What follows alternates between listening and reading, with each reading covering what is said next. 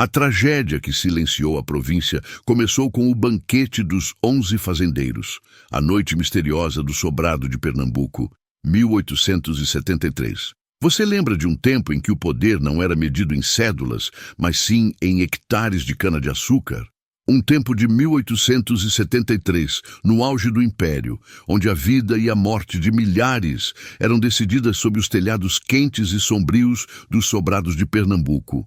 Aquele ano, em particular, carregava o peso de uma seca inesperada e a ameaça persistente de uma crise açucareira que parecia corroer até a mais firme das fundações. Era nesse cenário de opulência e crueldade, forjado na exploração e na terra fértil, que se desenhava a história que lhe conto hoje. Antes de prosseguirmos para o salão principal e desvendarmos os segredos que estavam prestes a ser servidos naquela mesa, se esta história lhe toca a alma com o peso da história e do mistério, deixe seu like, me diga de qual cidade assiste e inscreva-se para não perder nenhum dos fatos que selarão o destino desses homens. O sobrado do coronel Eurico de Mendonça não era apenas uma casa. Era uma fortaleza de granito e cal, erguida no coração de uma das cidades mais antigas e ricas do litoral. Naquela noite de agosto, a fachada imponente, geralmente silenciosa e austera, parecia exalar uma ansiedade contida. O ar estava pesado, não apenas pela umidade tropical, mas por algo mais denso, quase palpável. Eurico, um homem de 40 e poucos anos, cuja barba rala mal disfarçava a palidez de suas preocupações recentes, caminhava pela sala de jantar. Ele não vestia o habitual casimira de lã grossa que os fazendeiros usavam para ostentar riqueza, mas um linho mais leve, ainda assim engomado com perfeição sufocante. O coronel Eurico tinha sido encarregado de sediar o Banquete dos 11, um evento obrigatório, ditado pela urgência do momento político-econômico. Estes 11 homens não eram amigos. Eram 11 pilares de um império rural interligado por dívidas, rivalidades e acordos de terras feitos no sangue e na burocracia imperial. Reunir todos eles era um feito raro e perigoso, como juntar 11 machados afiados no mesmo cesto. A mesa, no centro do salão, era uma peça de jacarandá maciço, polida, até refletir o brilho incerto dos candelabros de bronze que pendiam do teto alto. 11 cadeiras de espaldar alto estavam dispostas, cada uma com o peso simbólico de uma província inteira. No centro, não havia flores, mas um arranjo bizarro.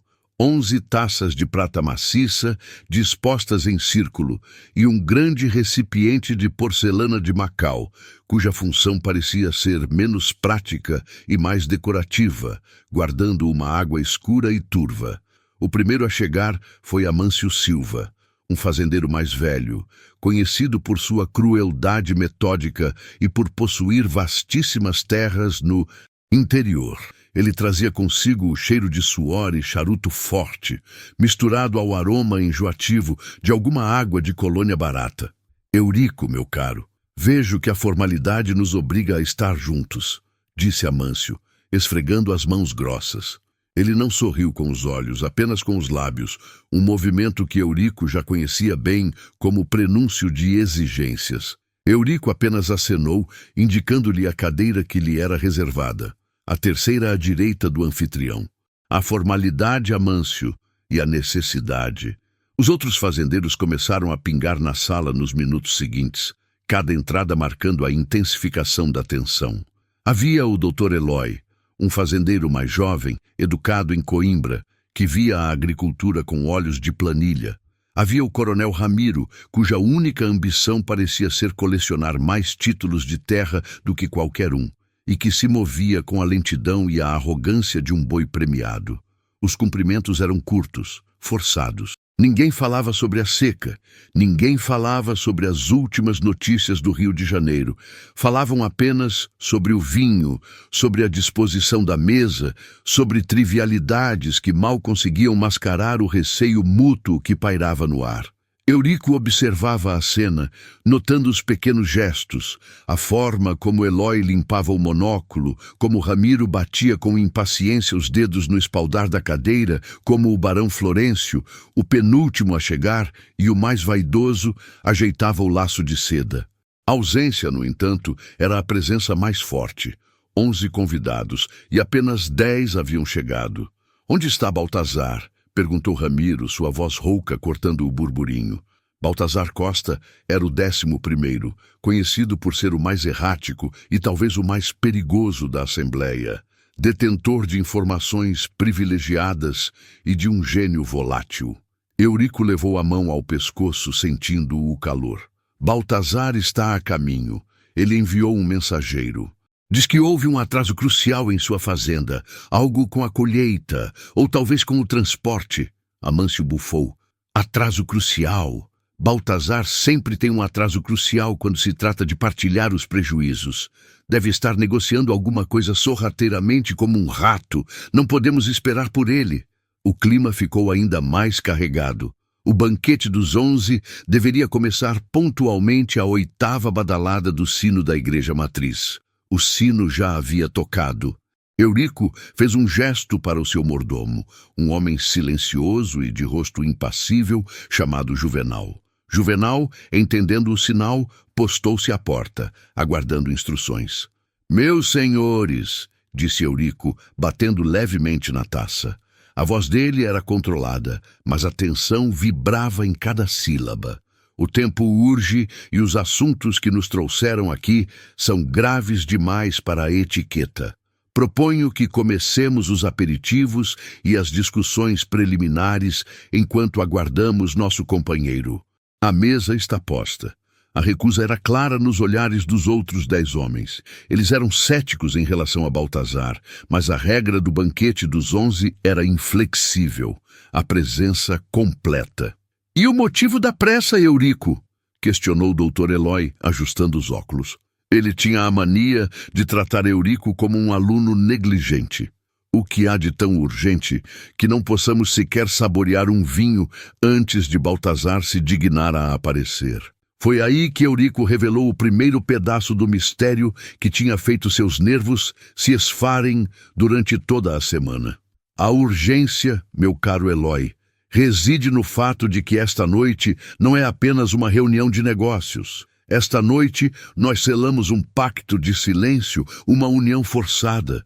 E esta noite, antes que o sol toque o horizonte novamente, um de nós terá de tomar uma decisão irrevogável." Um silêncio sepulcral desceu sobre a sala. O único som era o crepitar distante da vela sendo consumida. Os fazendeiros se entreolharam, confusos e ligeiramente alarmados. Eles estavam acostumados com brigas de terra e dívidas, não com rituais sombrios. "Que decisão é essa?" perguntou Florencio, o barão, visivelmente incomodado por ter que desarrumar o seu porte elegante para lidar com tal drama. Eurico deu um passo para trás da mesa, gesticulando em direção ao recipiente de porcelana de Macau. Ele pigarreou, e seus olhos encontraram os de cada um dos homens, transmitindo uma seriedade que nunca antes haviam visto nele. "Vocês sabem que as últimas colheitas têm sido escassas, e o preço do açúcar de remessa despencou na Europa. Nossos credores em Lisboa estão impacientes. Se um de nós cair, todos caímos. Se um de nós for exposto pelas irregularidades que nos mantiveram à tona nos últimos anos, o Império virá nos devassar.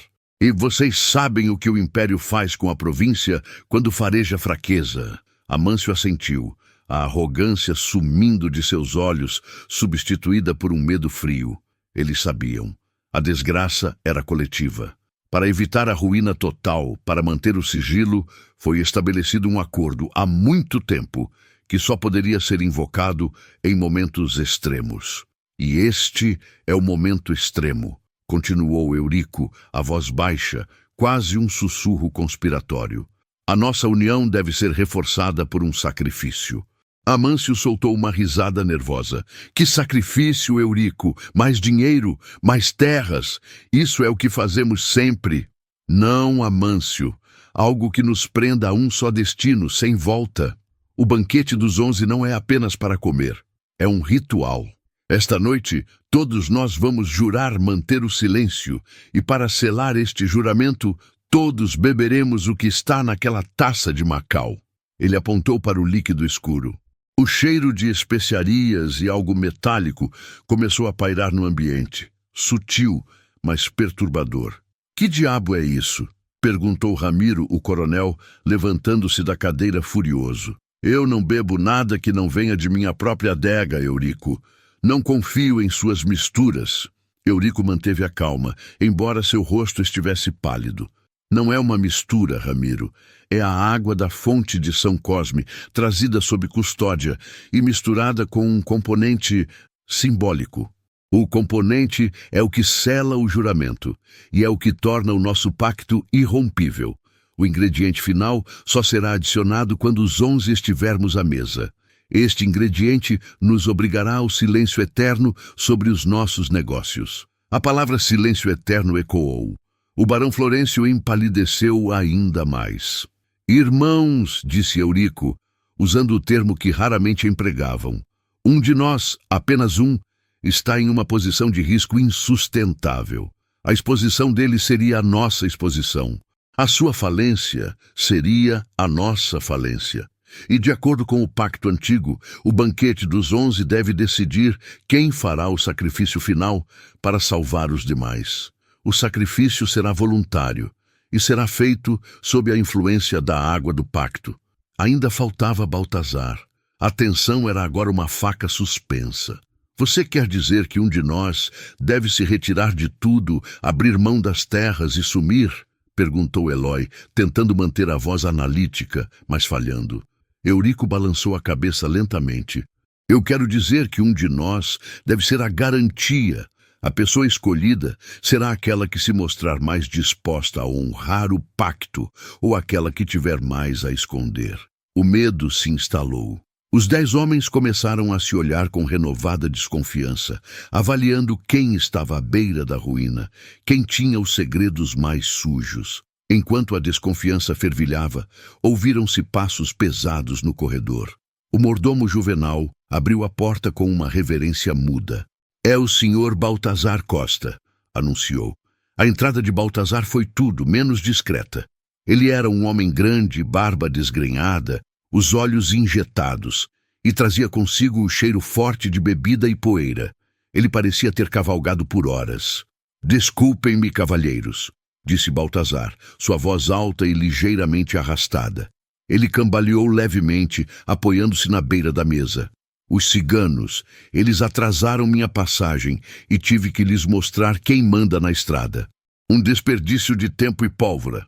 Ele riu, mas o som era seco e falso. Ele olhou para Eurico, os olhos semicerrados. Vejo que me esperavam. O coronel Eurico, sempre pontual com o drama. Baltazar pegou a taça de prata que lhe era destinada e a virou na mão, avaliando o peso. Ele não parecia notar a gravidade do ambiente. Eurico aproveitou o momento. Baltazar, você chegou no instante exato. Eu estava explicando aos cavalheiros o verdadeiro propósito desta noite. O sacrifício. A Baltazar parou de girar a taça.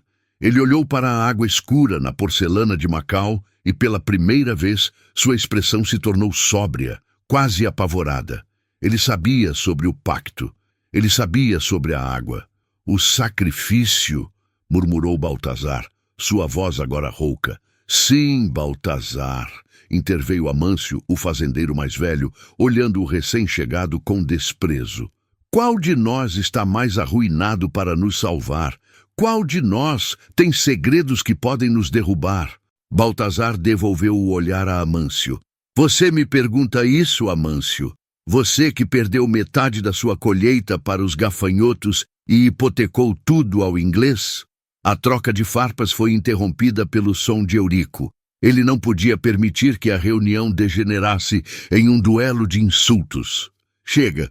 O ingrediente final deve ser adicionado agora que todos estamos presentes. Eurico fez um sinal para Juvenal, que se aproximou. Juvenal carregava uma pequena caixa de ébano cuidadosamente trancada. Com movimentos lentos e precisos, Eurico destrancou a caixa e revelou seu conteúdo. um pequeno frasco de vidro contendo um pó fino, quase branco, que cintilava sob a luz dos candelabros. "Este é o selo do juramento", disse Eurico. Ele pegou o frasco e a mão dele tremia levemente. Ramiro cerrou os punhos. "O que é isso, Eurico? Não brinque com venenos." "Não é veneno, Ramiro. É a prova. Este pó é o resultado de um ritual antigo, envolvendo ervas raras do sertão e, simbolicamente, as cinzas dos acordos originais que uniram nossos pais. Uma vez que o pó toque a água e uma vez que bebamos, o pacto será irrompível. Qualquer um que quebre o silêncio estará amaldiçoado e o destino dele será o sacrifício." Amâncio, que antes temia a crise econômica, agora temia algo muito mais antigo e profundo. A superstição rural era forte naqueles homens. Eurico despejou o pó na água de Macau. O pó não se dissolveu imediatamente. Ele pairou sobre a superfície, criando um redemoinho leitoso que gradualmente tingiu a água de um tom pálido e ameaçador. O cheiro de metal e especiarias se tornou mais agudo. "Juvenal, sirva os cavalheiros, todos nós beberemos." O mordomo começou a servir as taças de prata, enchendo-as com o líquido cinzento e opaco. O silêncio era absoluto. Cada fazendeiro observava a sua taça com uma mistura de fascínio e repulsa. Quando a taça de Baltazar foi servida, ele a agarrou com força.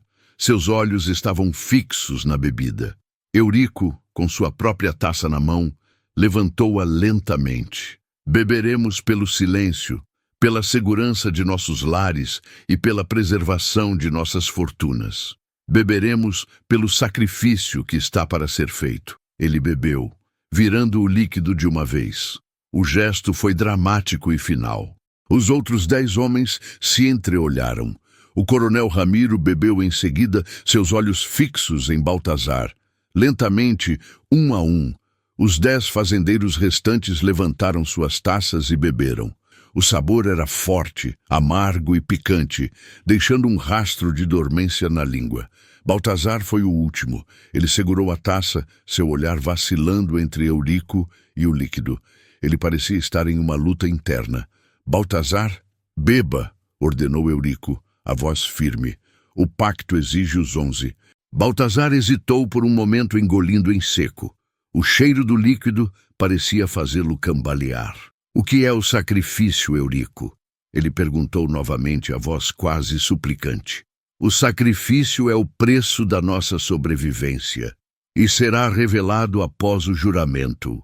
Baltazar, como se impulsionado por uma força maior, ou talvez pela vergonha de ser o único a recuar, levantou a taça e esvaziou-a de uma vez.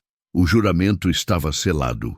Os 11 fazendeiros estavam unidos pelo pacto e pelo líquido estranho.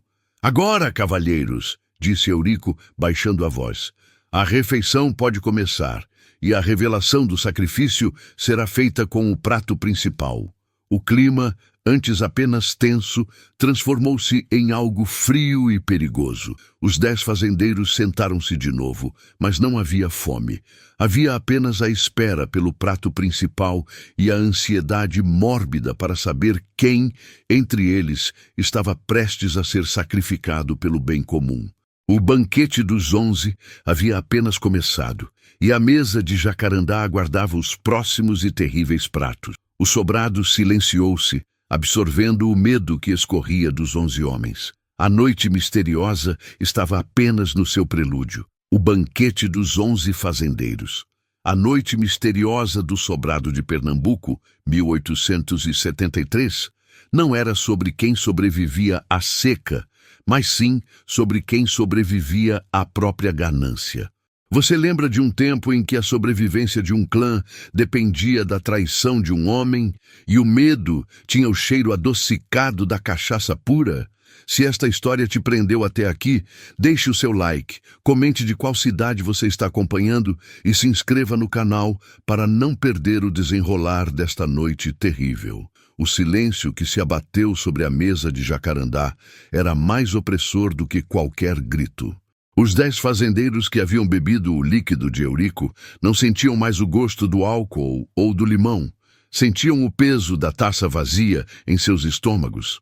Baltazar, em especial, tentava em vão limpar a boca com o guardanapo de linho grosso, mas o amargo de seu consentimento permanecia. Ele olhava para as chamas das velas, hipnotizado pela dança da luz contra o bronze, e percebia que o sobrado havia se transformado em uma câmara de espera. Eles eram 11 unidos, mas a união deles agora dependia da eliminação de um. Eurico, o anfitrião, parecia ser o único relaxado. Ele estava sentado à cabeceira, os cotovelos apoiados, a barba espessa lhe conferindo um ar de profeta que havia acabado de selar um destino inevitável. "O que nos espera, Eurico?" sussurrou Inácio, o mais velho dos 11, cuja pele enrugada parecia ainda mais fina sob o calor úmido do salão. "Fale sobre o sacrifício." Eurico sorriu, mas o sorriso não atingiu seus olhos, que pareciam fixos em algo muito distante, talvez na terra ressecada que eles lutavam para salvar. "Paciência, Inácio. A pressa é inimiga da aceitação. O sacrifício, meus amigos, não é uma escolha aleatória feita por um dado jogado ao acaso. É uma dívida antiga que a terra está nos cobrando. A seca, como vocês bem sabem, não é apenas um fenômeno natural. É um julgamento." Enquanto ele falava, a pesada porta da cozinha rangeu e uma das servas, uma mulher de semblante pálido e olhos baixos, entrou. Ela empurrava um carrinho de serviço coberto por um cloche de prata maciço. O metal brilhava sob a luz, e o vapor que escapava por baixo da cúpula tinha um aroma denso, estranhamente adocicado e ferroso. Não era um cheiro que se esperaria de um prato principal festivo. A serva parou o carrinho ao lado de Eurico e, sem erguer os olhos, esperou. Os fazendeiros prenderam a respiração. O cheiro tornou-se mais forte. Era familiar, mas deslocado. Lembrava o interior de um matadouro, mas misturado a especiarias exóticas, como se tentassem desesperadamente mascarar algo vil. Eurico estendeu a mão lentamente, pousando os dedos sobre o cloche frio. "Nós prometemos, meus amigos, que dividiríamos tudo em nome da prosperidade futura. O pacto é de vida e morte. E a morte, para ser justa, deve ser reconhecida." Ele levantou o cloche de prata em um movimento teatral. Todos se inclinaram para ver o prato que lhes era servido. O que estava no centro da bandeja não era carne de boi gorda, nem um porco assado. Era uma montagem cuidadosamente arranjada de 11 pães pequenos, duros e escuros, dispostos em círculo, e no centro deles havia um pedaço de tecido de linho queimado. Os homens se entreolharam, confusos. "Pães? Este é o prato principal?" questionou Cristóvão, franzindo a testa. "Estes são os pães da nossa dívida, Cristóvão", corrigiu Eurico, pegando um dos pães menores e examinando-o. "Cada um representa um de nós. E este tecido de linho..." Eurico pegou o pedaço de linho chamuscado. Estava rigidamente engomado, mas as bordas estavam em brasa escura. "Este é um fragmento do tecido que cobria o corpo de Dona Madalena, a última vítima da nossa usurpação de terras em 1869. A menção ao nome da mulher, cuja fazenda eles haviam desmembrado e distribuído entre eles após um processo nebuloso de dívidas, provocou um choque audível na sala. O silêncio voltou, desta vez carregado de culpa e memória. "Nós a fizemos jurar diante de Deus que a terra seria dela. Nós a fizemos jurar que ela teria direito de plantar seus próprios gêneros. E nós quebramos esse juramento para alimentar nossa ambição", continuou Eurico, sua voz fria e cortante. "A terra exige reparação, não sacrifício humano aleatório. Exige a honra de volta, e a única forma de reconquistar a honra na ausência de Madalena é pagar o preço." Ele apontou para o tecido chamuscado. "Entre nós, há um que possui a última porção da terra de Madalena. O pão dele." Eurico percorreu os pães com o olhar. "Terá a marca. O portador desta terra, que não se dispôs a devolvê-la mesmo sob pressão, é o nosso devedor mor, o único que realmente está em falta com o pacto que..." Fizemos naquele ano infame. O coração de Baltazar disparou. Ele era o fazendeiro que havia insistido em ficar com a menor e mais fértil porção da fazenda de Madalena, ignorando os protestos silenciosos dos outros. Ele havia agido por ganância pura, convencido de que a pequena várzea salvaria sua plantação de cana. Os 11 pães eram idênticos, exceto por uma sutil diferença. Eurico empurrou a bandeja para o centro da mesa. O sacrifício, ele declarou, olhando diretamente para Baltazar, que tentava desviar o olhar. Não é a morte física imediata, embora possa se tornar. O sacrifício é a perda da dignidade. A nossa sobrevivência depende de expurgar a mancha de nossa ganância e restaurar a honra de Madalena.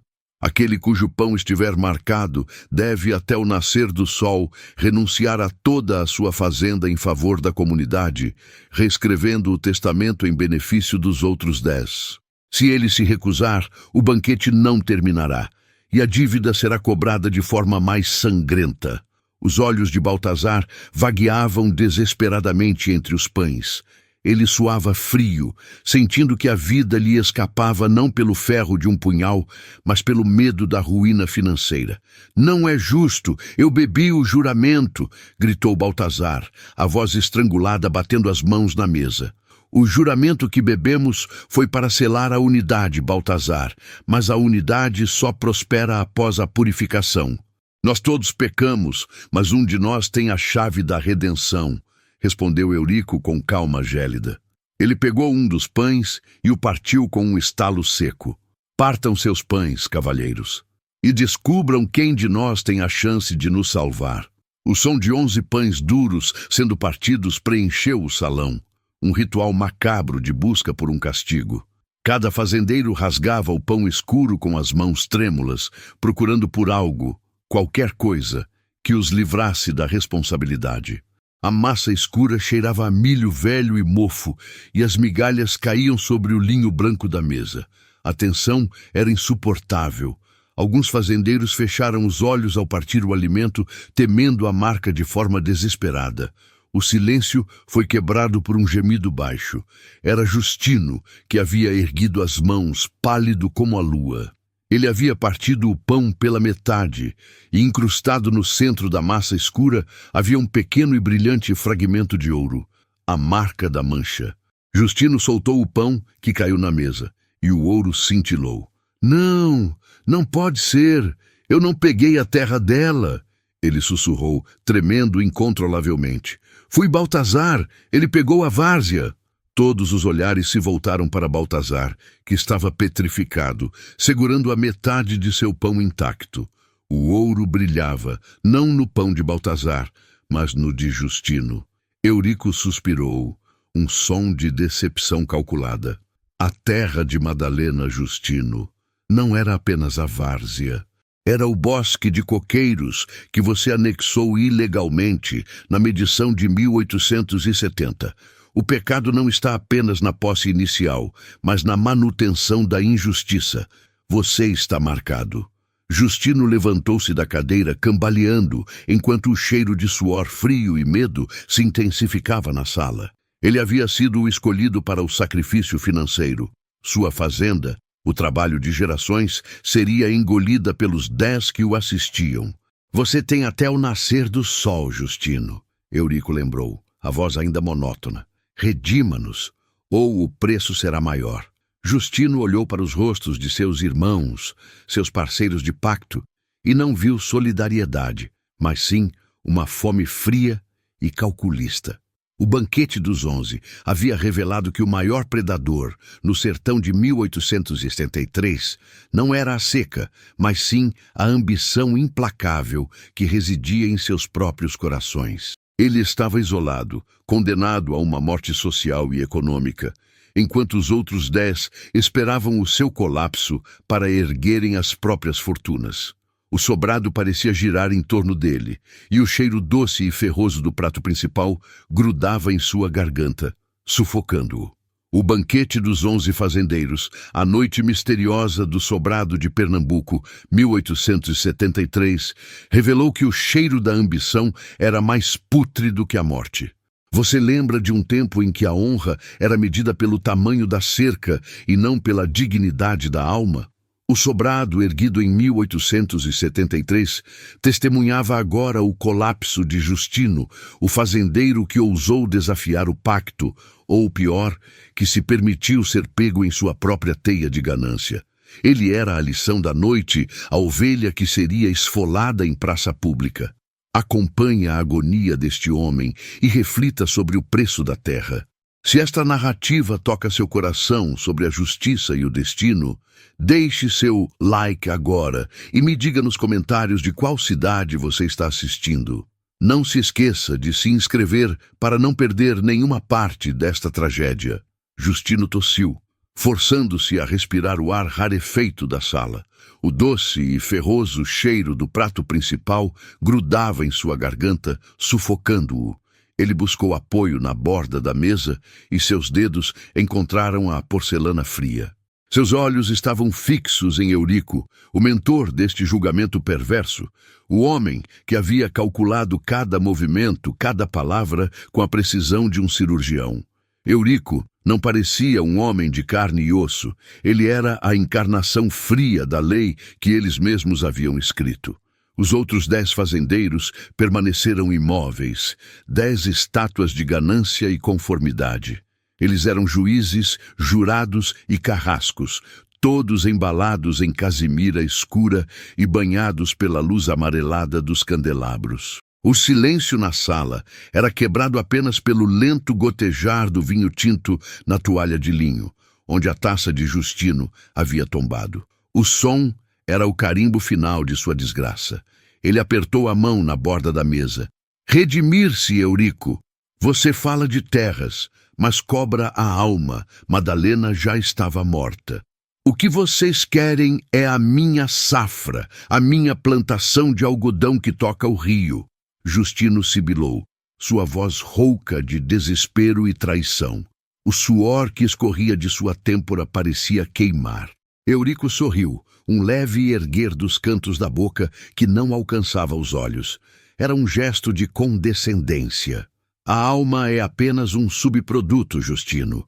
Queremos a ordem. Queremos garantir que nenhum de nós, depois desta noite, ouse esquecer o custo da lealdade. O pacto dos 11 não é apenas para enriquecer, mas para proteger o que é nosso. Você, ao tomar mais do que lhe cabia da viúva Madalena, enfraqueceu a cerca de todos nós. Você permitiu que a fraqueza fosse exposta. Agora fortalecemos essa cerca com sua perda. A frieza daquela lógica era mais cortante que qualquer punhal. Os outros 10 assentiram levemente, engolindo o vinho como se fosse o néctar da justificação. Justino notou especialmente o brilho nos olhos de Lourenço, o vizinho do sul, que sempre cobiçara o trecho de várzea onde Justino plantava seu algodão mais fino. Lourenço não conseguia disfarçar a satisfação. Ele não estava ali por moralidade, mas por aquisição. Vocês me atraíram aqui como cordeiro ao matadouro, Justino afirmou, a voz voltando a uma calma perigosa, esgotada de emoção. E fizeram um banquete de minha ruína. Eurico apoiou os cotovelos na mesa, inclinado para a frente. O cheiro de tabaco fino e colônia cara chegava a Justino, contrastando com seu próprio aroma de suor frio. Nós não o atraímos, Justino. Você veio, você aceitou o banquete e com ele as regras. Seus pecados nos deram o pretexto, mas foi a sua ambição que selou seu destino. Um fazendeiro precisa saber quando parar de crescer para não incomodar os gigantes. Você se tornou um incômodo. A revelação final não era a confissão do crime de Justino, mas a confissão da natureza do pacto. Não era um acordo de cavalheiros, mas uma teia de aranha onde o maior predador sempre definia o preço. Eurico era o maior predador. Justino viu naquela sala a verdade nua e crua sobre a irmandade deles. Era um cartel de predadores, e ele havia se tornado a presa designada. Não havia dignidade em implorar, apenas em aceitar o veredito e planejar a própria sobrevivência, ainda que mutilada. Ele respirou fundo, absorvendo o aroma de cera queimada e poder absoluto. A garganta ainda apertada, ele se endireitou, a postura desafiando o tremor interno. O preço foi pago, Eurico. Mas lembrem-se, todo sacrifício exige uma testemunha, e a terra tem memória longa. Justino não esperou por uma resposta, não permitiu que a humilhação se estendesse em palavras vazias. Ele deu as costas aos 10 homens que eram seus amigos e parceiros de negócio até minutos atrás, e caminhou em direção à porta pesada de Jacarandá. O peso do sobrado parecia recair sobre seus ombros, a luz dos candelabros projetando sua sombra longa e distorcida no chão de madeira polida. Ao sair da sala de jantar, ele passou pelo longo corredor que cheirava a flores secas e poeira antiga. Os criados, invisíveis durante o banquete, agora espreitavam das sombras, seus olhos arregalados testemunhando a queda do fazendeiro. Justino ignorou os olhares, focado apenas no ar livre. A noite em Pernambuco era quente, mas o calafrio que percorria Justino vinha de dentro. Ele desceu os degraus de pedra do sobrado, sentindo o peso da humilhação se transformar lentamente em uma determinação fria. A sua dignidade havia sido rasgada por 10 pares de olhos gananciosos, mas ao pisar na terra úmida, sob o dossel escuro do céu salpicado de estrelas do sertão, ele percebeu que havia algo que eles não podiam tomar: a capacidade de reconstruir não o império de terras, mas a sua própria vida. A ambição cega destruiu o pacto, mas acendeu em Justino uma nova chama de resiliência. Ele havia perdido a terra de Madalena, e agora perderia a sua, mas ele não permitiria que eles o levassem à ruína total. A lei da terra era implacável, mas a justiça, ele sabia, era negociável. Ele precisava de silêncio, de tempo para que a névoa do sobrado se dissipasse, e ele pudesse ver, não o que havia perdido, mas o que restava para lutar. Ele montou no seu cavalo, o animal parecendo sentir o tremor do dono, e cavalgou para longe do sobrado silencioso, deixando para trás a promessa amarga de Eurico e a ameaça do nascer do sol. A noite escura era agora sua aliada, e o caminho de volta para casa não era o caminho da derrota, mas o da reflexão e da decisão final. Ele faria o sacrifício financeiro exigido para salvar o que de humano ainda lhe restava. Justino prometeu a si mesmo que, embora tivesse sido forçado a pagar o preço pela ambição, ele encontraria uma forma de dignidade na reconstrução, provando que a verdadeira riqueza não estava na terra, anexada, mas na capacidade de erguer-se depois de cair. Se você foi tocado por esta história de traição e resiliência, não hesite em se inscrever no canal. Compartilhe esta narrativa com quem precisa ouvir sobre a força da dignidade humana. A jornada de Justino está apenas começando. O banquete dos 11 fazendeiros, a noite misteriosa do sobrado de Pernambuco, 1873, não terminou com o último brinde, mas com o primeiro golpe de machado na dignidade de Justino. Você lembra de um tempo em que a honra valia mais que o ouro, mas até mesmo o homem mais justo podia ser derrubado pela ganância dos seus pares. Justino cavalgava agora, as rédeas firmes na mão, mas a alma em frangalhos, enquanto a névoa fria da madrugada beijava sua pele e afastava o calor residual do sobrado. Ele deixou para trás não apenas a ameaça de Eurico, mas o espectro da sua própria ambição que o havia cegado para a malícia em torno da mesa. Se esta narrativa lhe toca e faz lembrar que a verdadeira riqueza reside na força moral, demonstre seu apoio. Deixe o seu like. Comente de qual cidade você está assistindo para sabermos até onde a história de Justino viaja. E claro, inscreva-se no canal para não perder o desenrolar desta jornada de resiliência.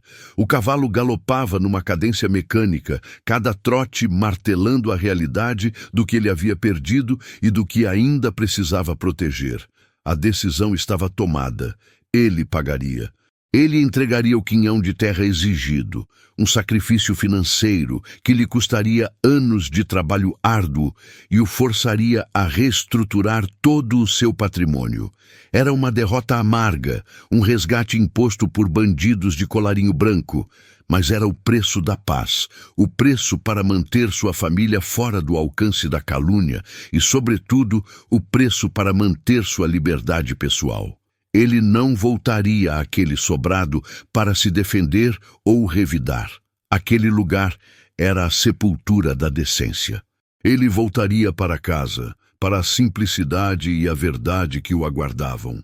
O cheiro de terra molhada e mato seco da estrada de volta era um bálsamo cru, contrastando com o aroma pesado de vinho e medo que grudava em suas vestes.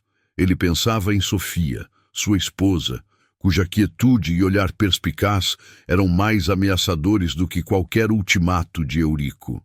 Ela saberia, ela sempre soube. A casa de Justino, embora modesta comparada ao luxo ostensivo do sobrado, era um refúgio de madeira e telhas, pintada de um branco suave que capturava as primeiras luzes do amanhecer. Ele desmontou com um cansaço que lhe pesava mais nos ossos do que o próprio corpo, guiando o cavalo para o estábulo. O silêncio da fazenda era quase ensurdecedor após a algazarra contida da noite. Quando ele entrou, o sol ainda não havia rompido a linha do horizonte, mas a cozinha já estava aquecida pelo fogão a lenha. Sofia estava lá, de costas para ele, o corpo envolto num chale de lã cinza, preparando o café.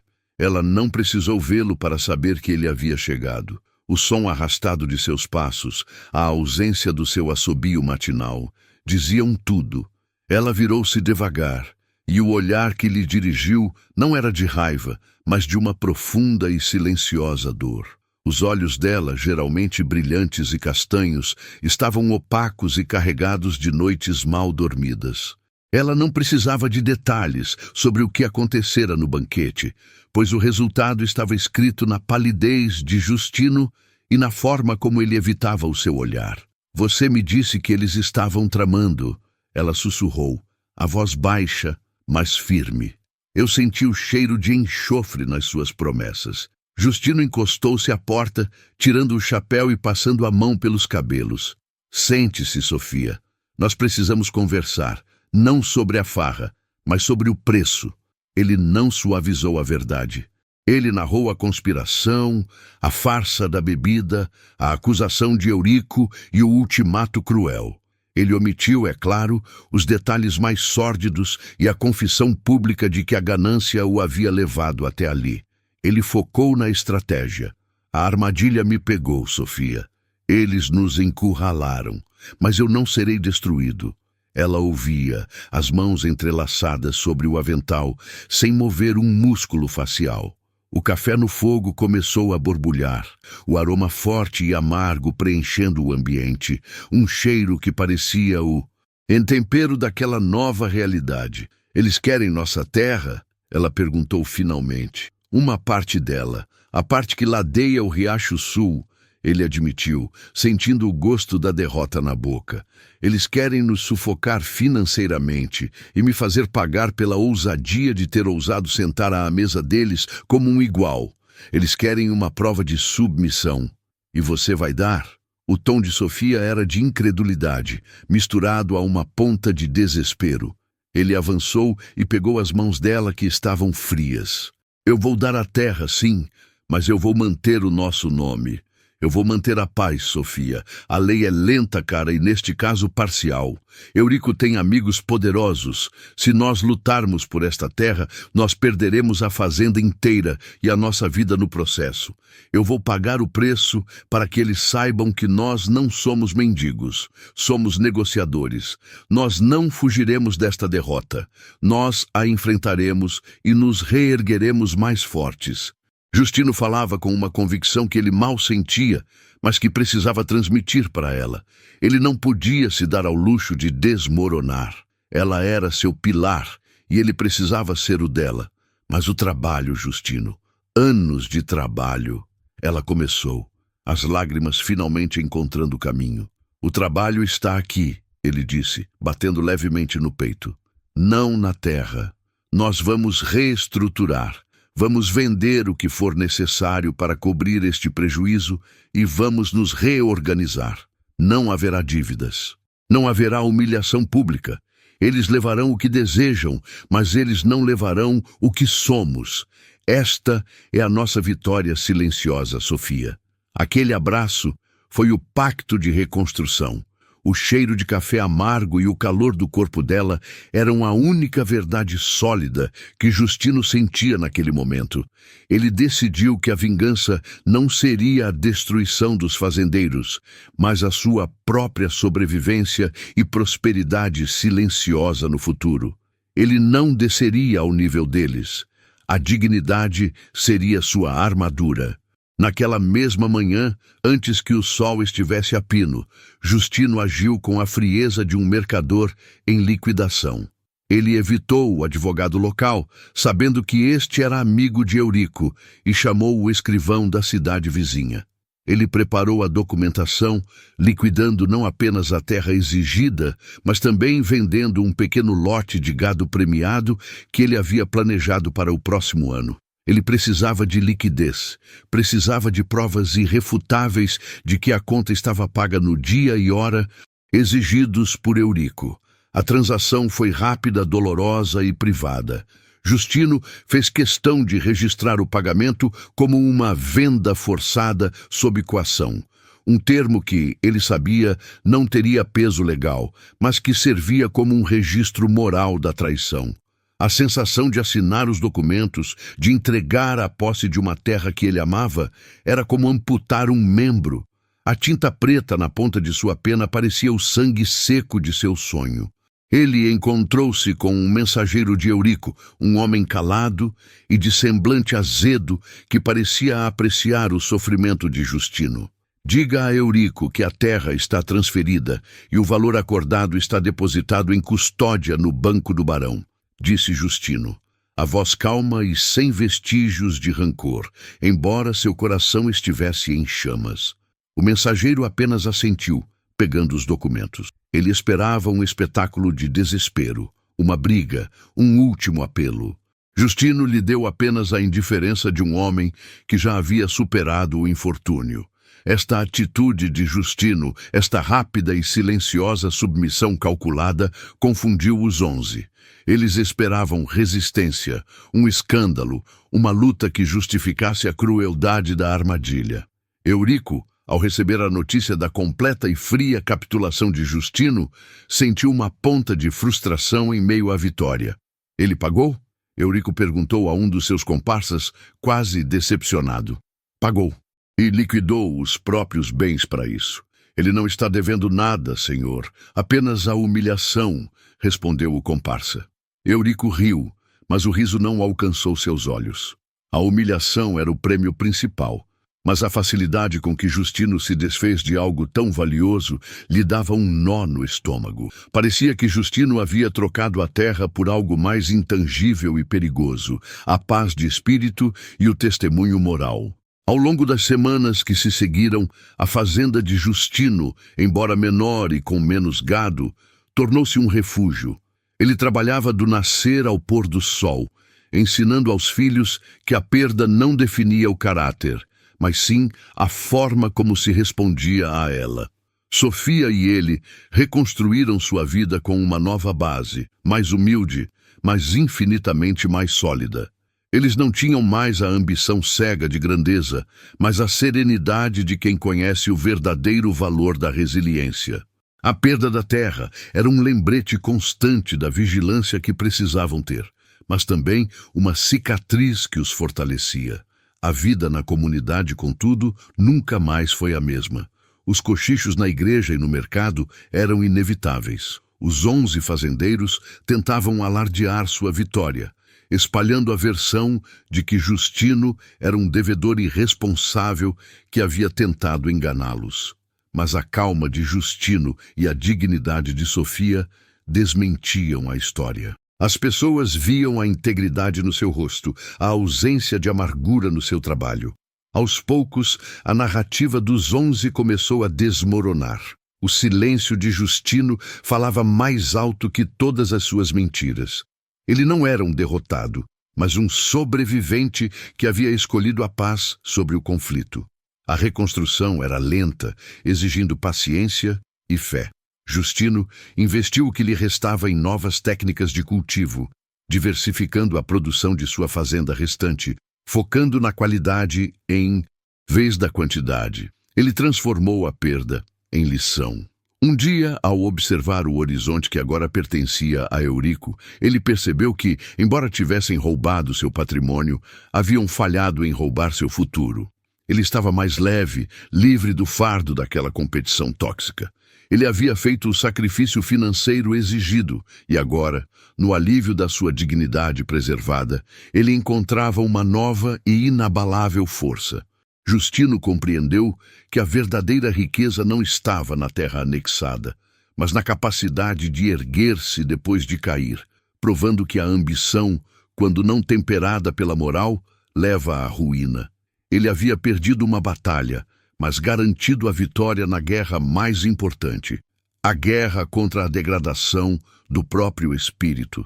Se você acredita na força da dignidade e na capacidade de reconstrução, compartilhe esta história com quem precisa de esperança e prepare-se, pois o desfecho desta saga de traição e resiliência está próximo.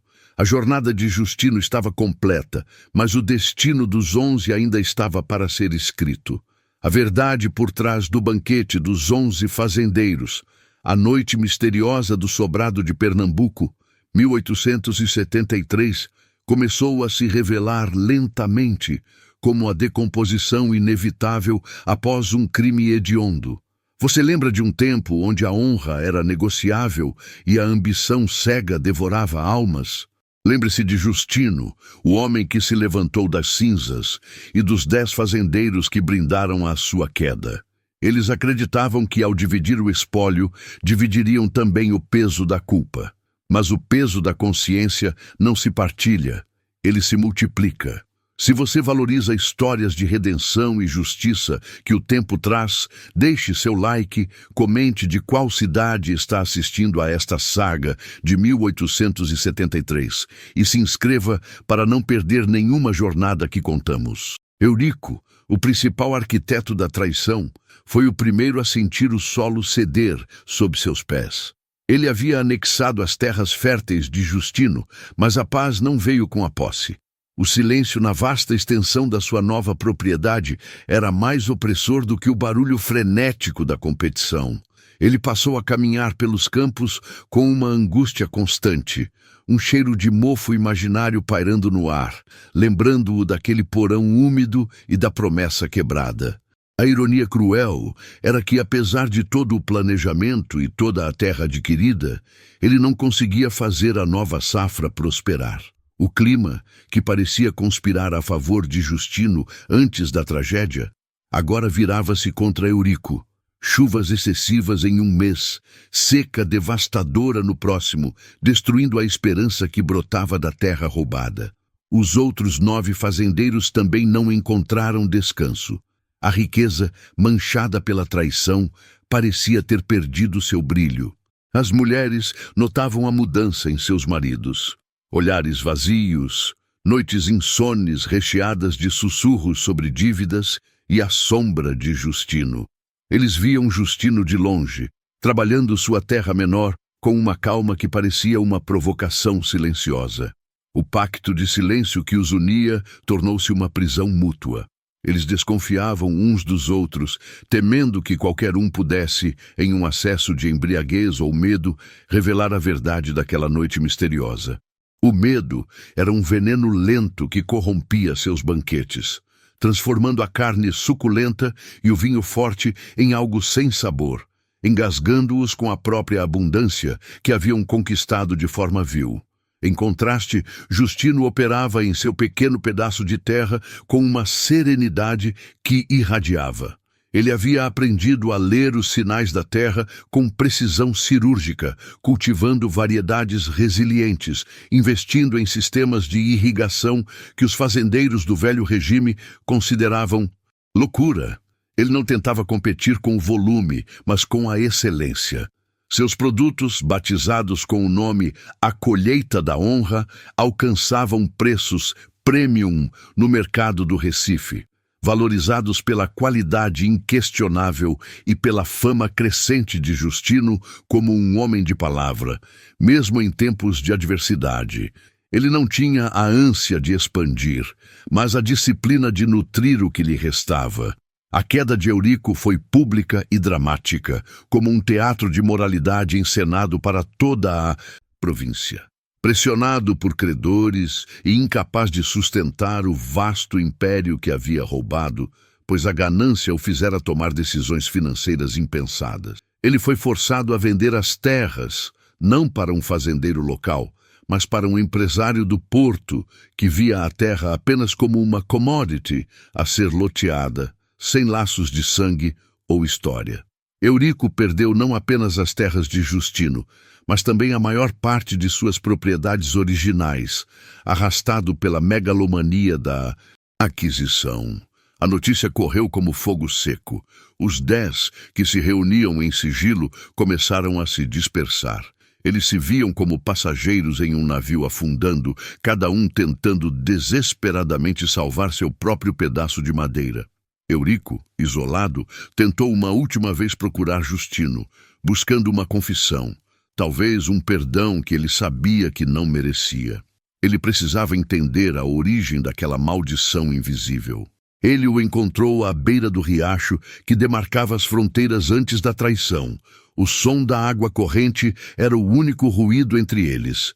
Justino estava plantando mudas de árvores frutíferas, a camisa suada, o rosto em paz, o cheiro de terra fresca contrastando com o aroma da derrota que Eurico carregava. Justino não olhou para cima imediatamente, imerso no ato de firmar a vida na terra. "Você não fez nada?" Eurico perguntou, a voz rouca, cheia de terror e desespero. "Você não nos amaldiçoou, Justino."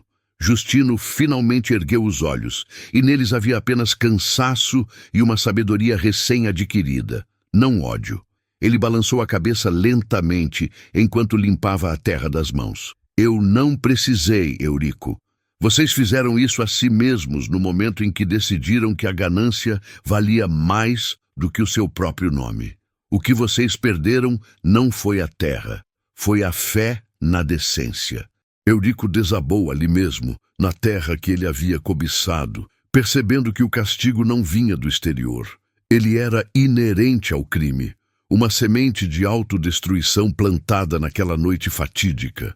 Ele havia se tornado a própria ruína que tanto temia, esmagado pelo peso das terras que não tinha moral para cultivar. O destino dos 11 de fato se cumpriu, mas não pelas mãos de Justino. Os outros 9, vendo o fim de Eurico, foram forçados a lidar com seus próprios demônios e reajustar suas vidas, alguns recuperando migalhas de dignidade ao venderem as terras compradas com dinheiro sujo e buscarem um trabalho honesto, focando no essencial. Outros afundando na irrelevância e na sombra do passado. Justino permaneceu. Ele havia perdido a maioria das suas terras, mas havia conquistado a eternidade do respeito.